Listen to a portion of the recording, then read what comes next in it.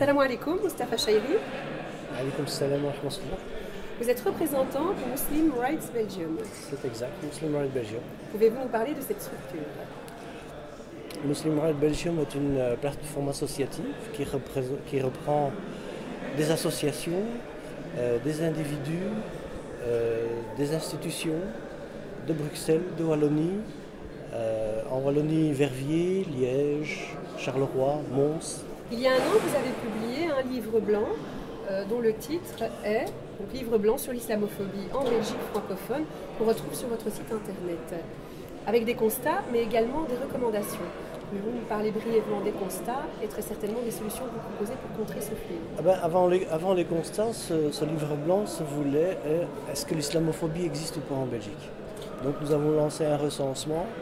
Sur un mois, nous avons recensé 600 cas d'islamophobie qu'on a compilé et analysé et produit ce livre blanc pour démontrer effectivement qu'il y a un fait islamophobe qui est essentiellement orienté vers les femmes malheureusement.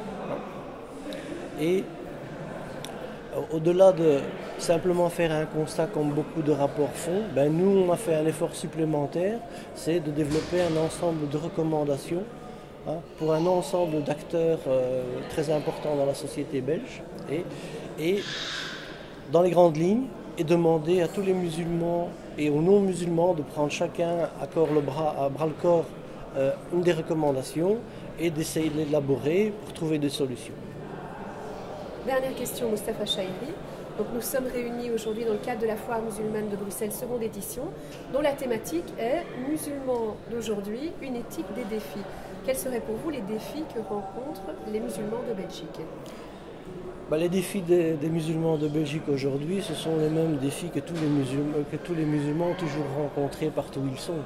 C'est qu'ils sont animés par une spiritualité et puis il y a un contexte qui doit faire que cette spiritualité vis-à-vis de Dieu soit conforme à ce que Dieu a demandé, mais en tenant compte des spécificités locales des populations, de l'histoire des populations, des mœurs des populations, de la culture des populations.